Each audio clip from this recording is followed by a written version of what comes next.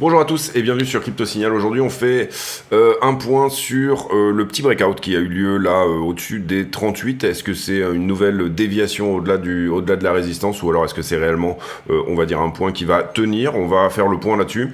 Et puis également, on va aller voir, étant donné qu'on est le 1er décembre, tous les chiffres que potentiellement pourrait nous donner l'inflation sur le mois de novembre. C'est-à-dire qu'on va essayer d'anticiper le CPI qui sortira le 12 décembre. Allez, intro.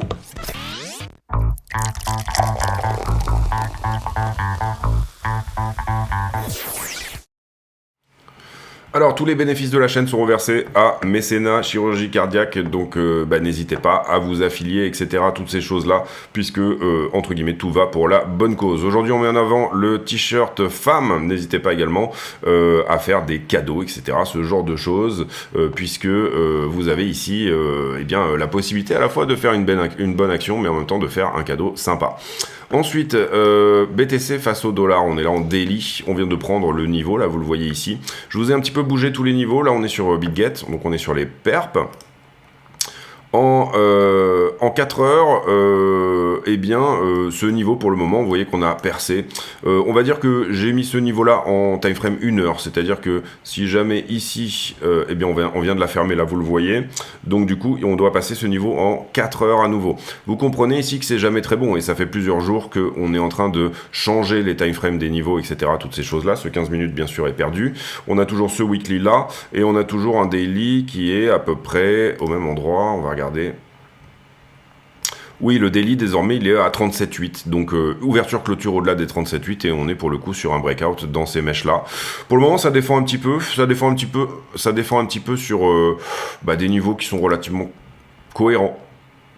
D'abord, on a ici le haut de cet AQ qui, pour le moment, semble donner une réaction ici. Donc ça, c'est intéressant. On avait une boîte de liquidité là qui a été perdue. Donc ça, pour le coup, on a liquidé un petit peu tout ce qu'il y avait en short à éventuellement venir prendre. On va voir la réaction ici et ça va être sur la liquidité vraiment qu'on va se positionner et qu'on va aller regarder quelle a été la réaction sur ce niveau-là. Donc on va beaucoup regarder aujourd'hui le carnet d'ordre. Est-ce que j'ai vraiment des ordres à l'achat ici qui se sont faxés entre? Est-ce que j'ai des ordres à la vente supplémentaires au-dessus qui pourraient défendre, et là je parle du spot, et on va regarder les marchés en levier pour se dire est-ce que on a du gros long ici qui est rentré, retardataire par exemple, ce qui pourrait nous donner une correction, ou alors est-ce que on a effectivement des gens qui essayent de shorter le top, un petit peu comme on attrape un couteau qui tombe.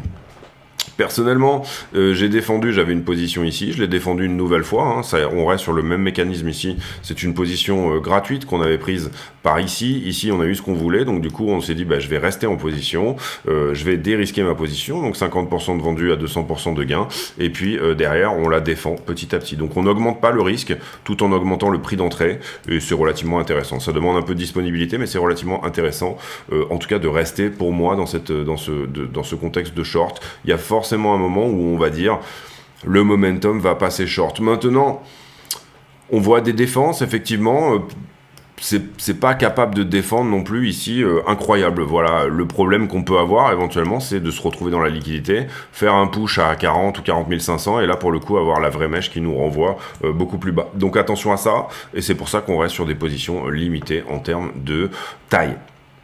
Ethereum contre Bitcoin, on fera la conclusion en fin de vidéo pour vraiment ici aller voir un petit peu ce qu'il en est. On est toujours dans cette contraction en triangle pour le moment pour moi. Pas vraiment ici, vous voyez que Ethereum n'a pas suivi Bitcoin plus que ça. On est à 2090 sur Ethereum. Théoriquement, il devrait déjà se retrouver à 2300 et il ne le fait pas. Donc plutôt de la faiblesse pour Ethereum par rapport à Bitcoin. Vous voyez qu'Ethereum n'arrive pas à venir prendre ses plus hauts. Il y a un moment où ça va y aller, ne vous en faites pas. Il y a un moment où ça va nécessairement ici péter et venir prendre les niveaux 2170 je dirais, et il y a peut-être quelque chose jusqu'à 2250, 2300. Il y a un moment où ça va y aller, mais pour le moment, c'est pas le moment d'Ethereum, tout simplement. Il est plutôt dans l'attente. Tapis dans l'ombre.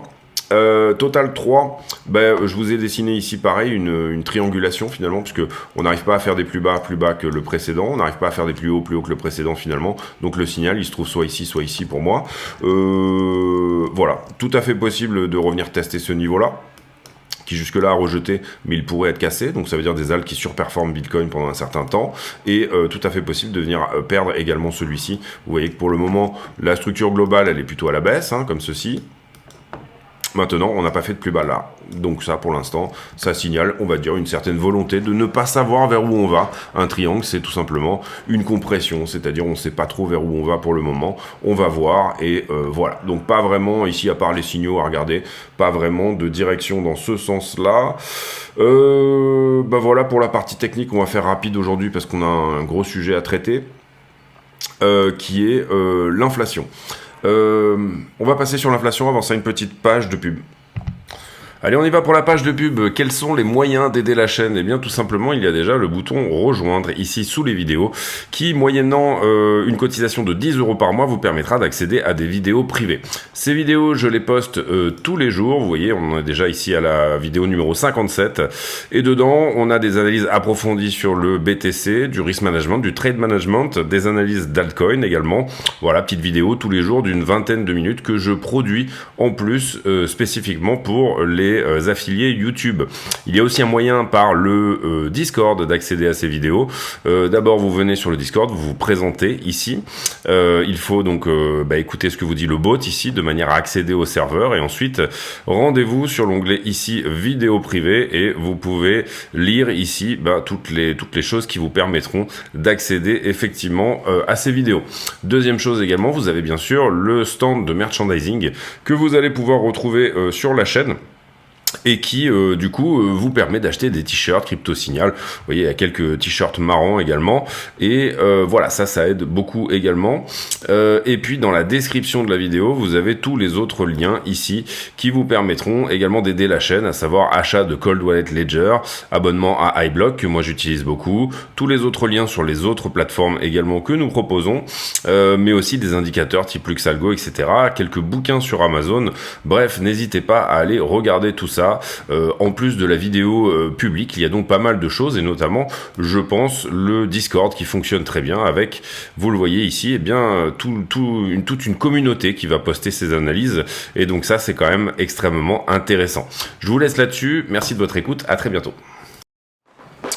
Ok, 1er novembre, vous le voyez, on est sur Trueflation, là, donc c'est un agrégateur de prix en ligne, c'est-à-dire que Trueflation récupère un peu tous les prix qu'il peut y avoir sur Amazon, toutes ces choses-là, etc. Et puis, il fait une moyenne, en fait. On était à 2,88 au 1er novembre, on a terminé le mois à 2,94, ce qui sous-entend peut-être une augmentation de l'inflation. On voit que sur la temporalité, on a... une très légère augmentation, on va dire un plateau, voilà. Sur Trueflation, ça nous dit plateau sur l'inflation. Maintenant, sur l'outil de la fête de Cleveland, qu'est-ce que ça nous dit? Ça nous dit également CPI à 0, Core CPI, très légère augmentation au mois le mois. Donc Core CPI, c'est l'inflation de la demande, on va dire, tout ce qui va être lié un petit peu au taux d'intérêt, ce sur quoi la Fed peut agir. Donc ça, c'est pas une très bonne nouvelle non plus, c'est-à-dire qu'on aurait un CPI au mois le mois qui serait à 0. Également ici, vous le voyez, 3,04 et 4,06, 3,04 pour le chiffre global et 4,06 pour le Core CPI. On va aller voir notre courbe de l'inflation qu'on étudie ensemble à chaque fois.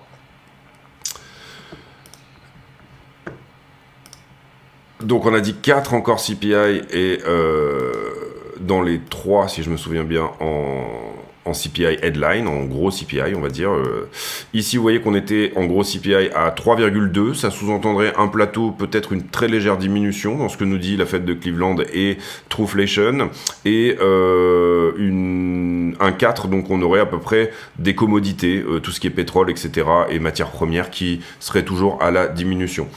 On efface des chiffres, vous comprenez que si on a un plateau au mois le mois, comme on efface des chiffres qui étaient haussiers à N-12, donc l'année d'avant, c'est pour ça qu'on a bien évidemment un résultat année sur année qui est différent de celui du mois le mois. Mais c'est relativement intéressant, c'est jamais une très bonne nouvelle de trouver un plateau sur l'inflation. En l'occurrence, par exemple, dans ces zones-là, on avait retrouvé une réaugmentation. Ça avait été relativement baissier sur les marchés, un peu moins sur Bitcoin, mais sur les marchés, en tout cas, ça avait été le cas. Ici, on revient à la descente.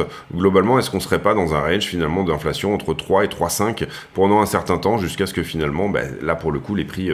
c'est pas que les prix baissent, puisque les prix augmentent moins vite. Là, on est sur de la désinflation, on n'est pas sur de la déflation. Faites bien la différence entre les deux. C'est pour ça que, probablement, quand vous allez faire vos courses au magasin, vous n'avez pas le sentiment que les prix sont en train de baisser, c'est tout simplement que les prix augmentent moins vite. Vous Voilà pour l'inflation. On pourrait éventuellement aller regarder le forecast. Et en l'occurrence, ici, le forecast, il n'y en a pas. C'est-à-dire que pour le moment, on n'a pas de consensus. On a juste un forecast de la part de Trading Economics, mais on n'a pas de consensus. Le CPI sortira le 12 décembre, l'indice des prix à la consommation américaine. C'est une donnée qui est extrêmement importante puisque c'est elle qui va, on va dire, nous dire où va aller la Fed dans les prochains mois. Si l'inflation trouve son plateau, c'est à peu près l'analyse qu'on en a là. Et vous voyez ici que sur le year over year, c'est un peu la même chose. On nous dit que ça va trouver un plateau sur le mois de novembre. Attention parce qu'en général en décembre les prix augmentent, c'est Noël. Donc du coup on est peut-être ici sur une dynamique où par rapport à l'inflation en tout cas, il serait temps de se dire qu'on s'inscrit peut-être entre les 3 et les 3,5 pour le moment. On a vu l'inflation baisser très largement en Europe et ça c'est plutôt une bonne chose. Aux États-Unis c'est un petit peu différent. Les États-Unis utilisent beaucoup le crédit et toutes ces choses-là, et pour le moment, effectivement, le crédit est très cher. Donc du coup, ça ralentit la demande, mais peut-être pas suffisamment. On voit en tout cas un marché de l'emploi qui ralentit, ça on l'a vu sur les dernières datas, donc c'est plutôt une bonne chose. Vous l'aurez là le 8 décembre, le taux de chômage pour le coup sur la zone US sur l'année. Pour l'instant, vous voyez qu'on est à 3,9, à peu près 4% de chômage, donc on n'est plus au plein emploi aux États-Unis. Le chômage augmente, le marché de l'emploi se détend. Si on n'arrive à pas monter à des 8-10% de chômage, c'est-à-dire une récession, et si on arrive à tenir un peu ces niveaux-là, on va dire qu'un soft landing reste possible pour Jérôme Powell. Soft landing, c'est quand vous avez une période de remontée des taux et que vous arrivez un petit peu à calmer l'inflation, tout en évitant tout simplement, vous avez un peu trop appuyé sur le levier, on va dire impression monétaire, et du coup vous avez un ralentissement qui est aussi vite. Là on a eu des choses qui étaient extrêmement rapides, à la fois sur la baisse des taux et à la fois sur la hausse ensuite des taux. Powell a fait très très vite, c'est-à-dire que ça c'est du jamais vu en fait. Et donc du coup, on a une économie sur laquelle on a soufflé le chaud, soufflé le froid, soufflé le chaud, etc. Attention à ça, bien évidemment. Et du coup, pour le moment, on est dans des situations qui sont un petit peu inédites. En ce qui concerne les news... MicroStrategy qui rachète 16 000 bitcoins, alors donc il est impassible, notre ami Michael Saylor, il est tout le temps plus ou moins en train de faire son DCA un peu comme il l'entend. Derrière, les marchés qui ont un premium, mais pas sur Coinbase, ça c'est peut-être parce que d'une certaine manière, on a quand même des achats qui se font sur Coinbase de la part potentiellement de personnes qui préparent leur ETF. On a donné l'accord éventuel à toutes ces entreprises qui préparent des ETF de faire on va dire le cash-in, de quoi gérer les 2 ou 3 premières journées. Par contre, on a une sorte de premium sur les USD markets. Qu'est-ce que ça veut dire contre les USDT? Les USDT, probablement, c'est des gens qui étaient déjà dans la crypto et qui ont à un moment donné pris des bénéfices, etc. Toutes ces choses-là. Les USD, enfin, si on veut le voir comme ça, les USD sont plutôt des nouveaux entrants. Vous arrivez, vous rentrez en dollars, un petit peu comme si nous, plutôt que de faire une conversion, vous rentrez ici avec de l'euro, plutôt que de faire une conversion euro vers USDT, ce qui n'est pas forcément la bonne solution, vous allez plutôt vous rester en euros et vous mettez sur la paire, bien évidemment, USD. Donc ça veut dire qu'il y a peut-être potentiellement des nouveaux entrants. Première transaction tripartite de la part de Binance, c'est-à-dire qu'on a un accord avec une banque. C'est pour moi historique, c'est quelque chose de vraiment intéressant. Ça veut dire que bientôt, si vous pourrez dire, regardez, j'ai 20 BTC, le BTC il est à 38 000 $ actuellement, donc vous pourrez dire, regardez, j'ai 760 000 $, c'est du collatéral. Alors bien évidemment, il y aura une décote en fonction de la volatilité de BTC, mais c'est assez intéressant ici. Alors c'est tout à fait possible de le faire dans tout ce qui est DeFi, etc., mais c'est relativement intéressant ici de voir que les banques commencent à s'intéresser à ça. Grayscale et sa transformation en ETF spot. Grayscale, c'est un trust dans lequel il y a 640 000 BTC. Ça a été un des premiers vecteurs pour investir sur BTC. Et aujourd'hui, ils veulent tout simplement être transformés en ETF spot. Est-ce que c'est pas quelque part une épine dans le pied de BlackRock et autres, cette histoire? Parce que tout simplement...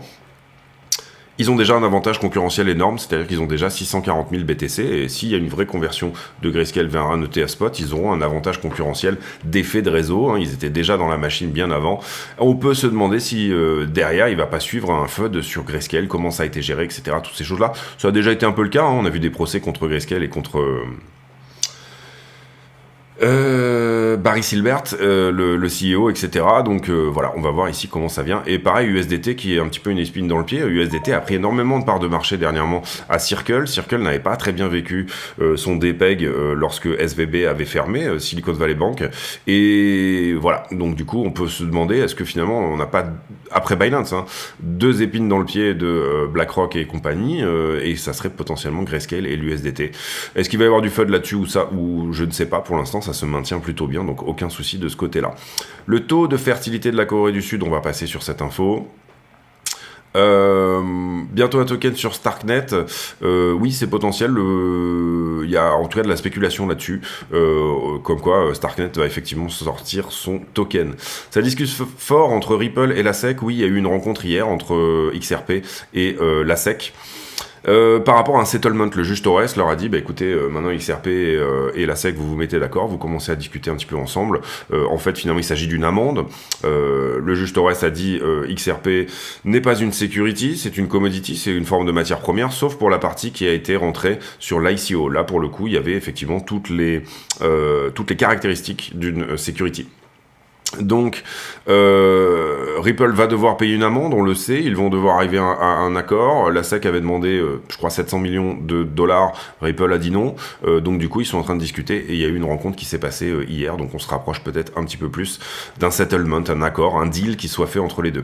Ici, on voit les pertes de Bitcoin de Binance par rapport à Bybit qui en prend une bonne partie et Coinbase qui en prend également une bonne partie, OKEx un peu moins.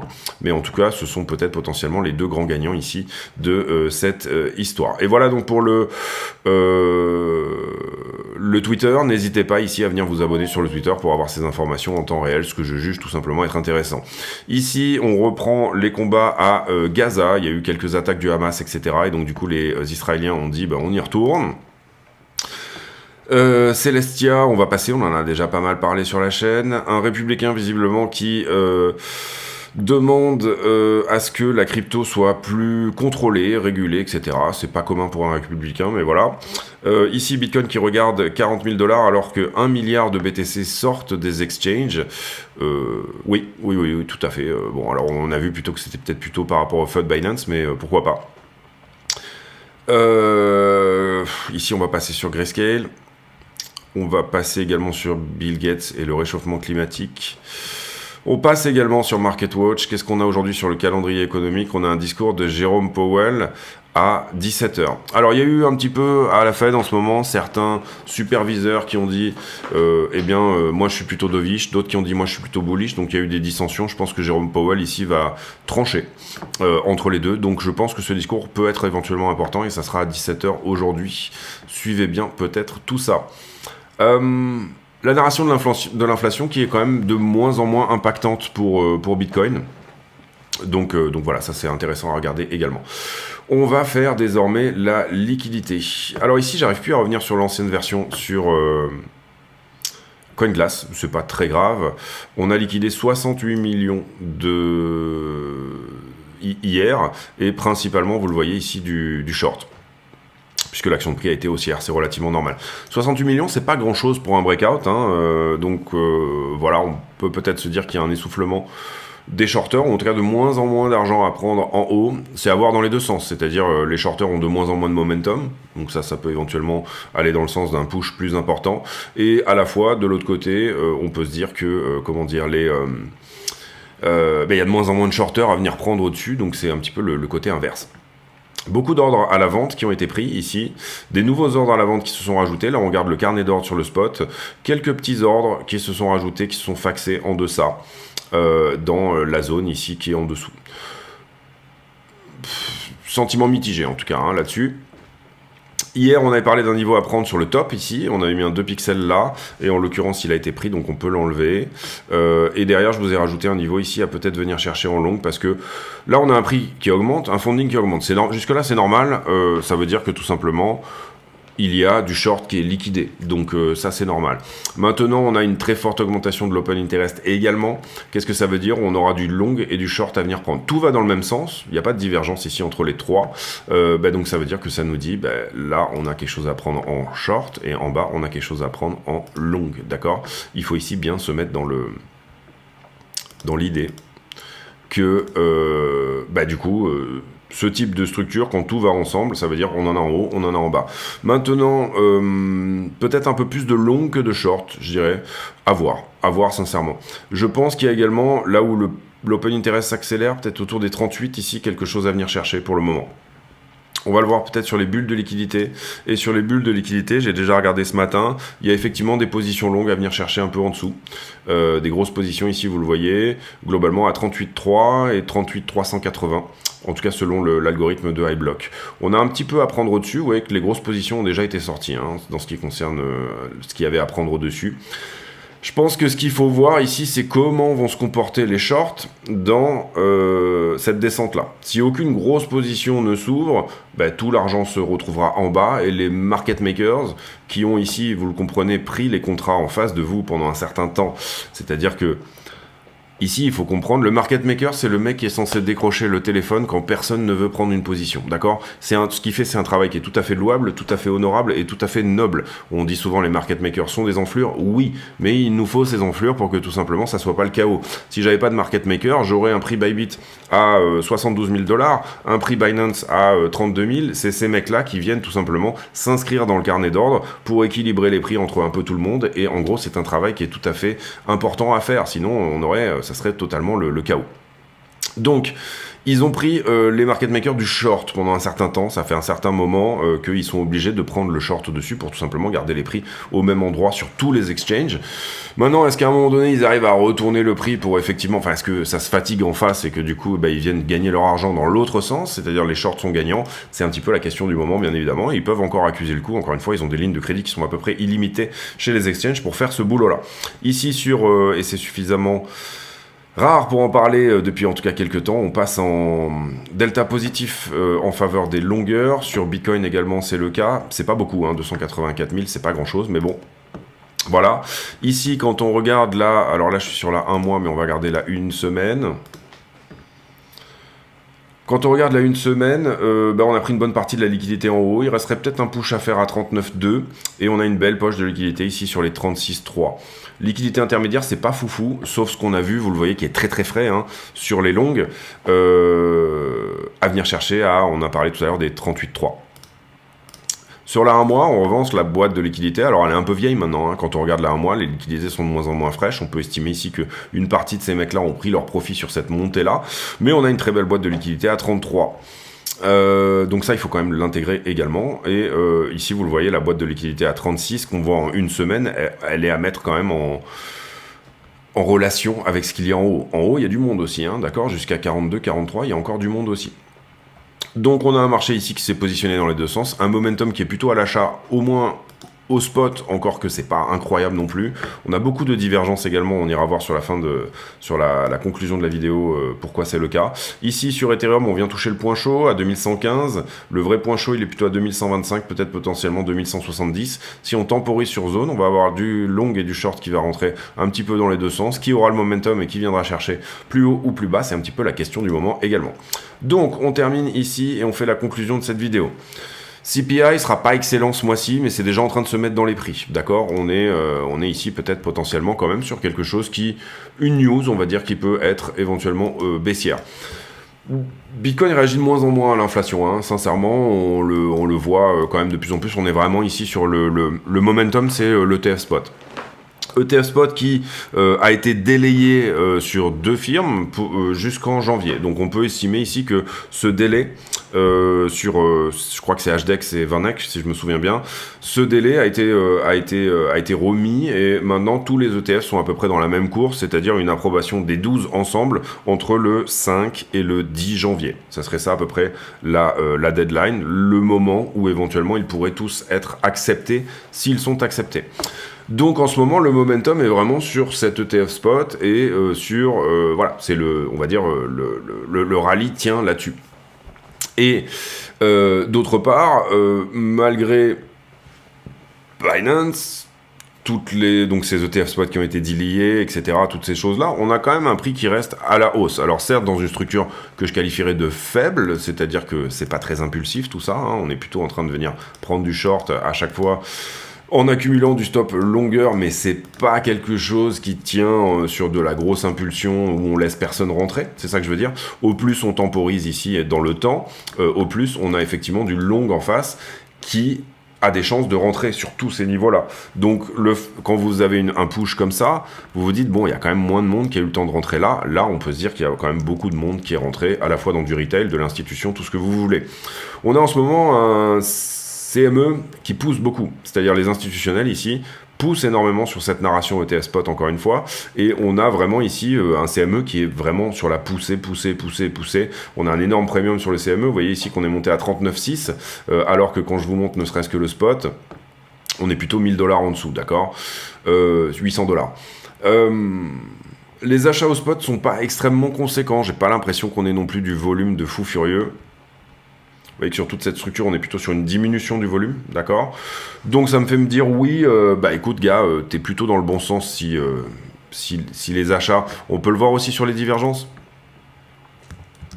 Si les achats se calment petit à petit, mais malgré ça, on fait un prix plus grand, qu'est-ce que ça veut dire? Personne veut vendre. Ça, c'est une bonne nouvelle, d'accord? Et il y a très peu de Bitcoin sur les exchanges en ce moment, etc. Et en l'occurrence, ce qu'on peut voir, c'est que personne ne veut vendre. Maintenant, quand personne ne veut vendre, ça vous donne aussi, d'une certaine manière, un carnet d'ordre relativement vite vers le bas. Donc le danger, c'est que si on tombe très vite. Ok, ça c'est la deuxième chose. Pas une certitude, mais important. Ici, on peut voir quand même de la div baissière. Hein. Quand on regarde là-dedans, on voit que le prix augmente, le RSI diminue sur le daily. Et sur le stochastique, on a cette div, mais celle-ci est annulée. On avait une div ici sur le stochastique ici, mais pour le coup, elle est annulée dans l'autre sens. Donc ça, c'est pas mal. Maintenant, par contre, il reste quand même celle-là. D'accord? Là, on n'a pas fait un momentum plus haut. Entre le mouvement qui était ici et le mouvement où le prix est allé là, il y a eu moins de volume à l'achat. Malgré ça, le prix arrive à faire des plus hauts.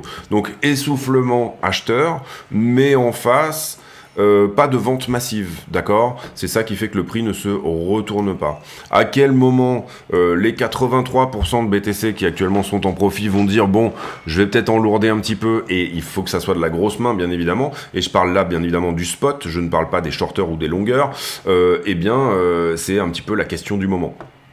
Est-ce que 40K va bloquer? Est-ce que c'est en ce moment toujours la liquidité qui fait le prix? C'est-à-dire que on a un prix qui est manipulé au spot parce qu'on a des gens qui veulent emmener le BTC sur leur levier dans les perfs au prix où ils veulent aller. En tout cas, vous voyez que ça dépense de moins en moins ici à l'achat. Donc ça, c'est intéressant. Également, vous le voyez ici, le RSI, on avait une div haussière cachée, hein, c'est souvent comme ça que se créent les canals. Vous avez un RSI qui descend, vous avez un prix qui monte ici, le canal haussier, où la divergence est en train de s'annuler. La divergence haussière cachée est en train de s'annuler. Voilà, personnellement, je reste baissier. Maintenant, vous voyez, on aurait pu ici, prendre des très jolies longues juste en suivant la structure. Donc, j'ai aucun problème avec ça. Personnellement, moi, en ce moment, c'est pas que j'ai ni l'envie ni le temps, c'est que j'essaye de choper plutôt des gros swings que de faire de l'intraday, etc. Je vais m'y remettre dans quelques temps parce que, tout simplement, c'est, on va dire, il y a plus de résultats quand même, surtout quand on est contre-tendance là actuellement comme moi. Donc il y a plus de résultats sur le capital de trading et sa manière de bouger. Maintenant, breakout des 38 possible. Vous voyez que pour l'instant on est potentiellement en train de bien s'installer au-dessus. Deuxième chose, divergence baissière dans tous les sens. Vous pourrez les voir en 4 heures également, mais ça peut diverger pendant longtemps cette histoire, d'accord? Donc pour le coup, la divergence, ça vous rajoute éventuellement un argument, mais je ne traite pas les divergences, moi, par exemple. Ici, vous le voyez sur le 4 heures, on est en permanence à la diminution, alors que, voilà. Ici, vous le voyez également sur le daily, sur toute cette augmentation-là. Ici, là, on était parti d'un RSI qui était historiquement bas. On a perdu cette traîne, hein, d'accord? On est ici, et vous le voyez sur les volumes qui descendent, hein, tout simplement également. Maintenant, est-ce que ça veut dire qu'on se retourne maintenant? Pas forcément, il suffit d'une belle bougie verte, encore une fois, et puis de vrais achats, pour dire que c'est bon, on va dans l'autre sens. Maintenant, voilà, pour moi, je reste sur mon scénario initial. Je continue, vous le comprenez, à être dubitatif, parce que finalement, je défends un peu la même position sans prendre de risques supplémentaires. Donc ça veut dire que je ne considère pas ici que je suis sur une entrée qui est plus professionnelle que la précédente, parce que je ne sais pas, et parce que je suis contre-tendance ici là-dedans, d'accord, donc voilà un peu l'idée. Derrière, voilà, si on devait dire des endroits où le prix pourrait se retourner, on va reprendre les perps ici. Il y a le niveau actuel, parce qu'on est en haut d'une trend, éventuellement, vous la voyez celle-ci, là, enfin sur le haut d'une AQ. Sur le haut d'une accumulation. Il y a également d'autres niveaux, c'est-à-dire par exemple, là vous avez un joli triangle rectangle. En général, moi je préfère quand ils sont en bas de quelque chose, hein, c'est-à-dire qu'on arrive par le haut de ces triangles-là, tout comme les épaules, tête-épaule inversée, etc. Toutes ces figures de retournement-là, j'ai tendance à leur donner plus de crédit quand on est en bas de quelque chose. Là, on est plutôt en haut de quelque chose pour moi. Mais vous avez la zone ici des 42 qui pourrait éventuellement tenir. Vous avez un FVG qui pourrait être fermé à 39,4 et vous avez de la liquidité en one week qui est jusqu'à 39,2. Donc pour l'instant, la zone est 39,2, 39,4 si jamais on ne corrige pas sur la zone actuelle peut-être potentiellement voilà un push très légèrement au-delà des 40 pour le grand retournement. Maintenant, aucune certitude de ce côté-là, encore une fois, c'est pour ça qu'on regarde un peu voilà, les choses de manière circonspecte. Et ici, quand je regarde où est le POC, vous voyez qu'il remonte petit à petit. À chaque fois, on rebondit dessus, le point de contrôle, là où il y a eu le plus de volume sur une zone de prix. Petit à petit, dans la structure, il remonte et il tient ce prix vers le haut, d'accord. Donc à chaque fois, le prix s'installe au-dessus de zones, des endroits. Alors là, vous voyez qu'il y en a eu assez peu.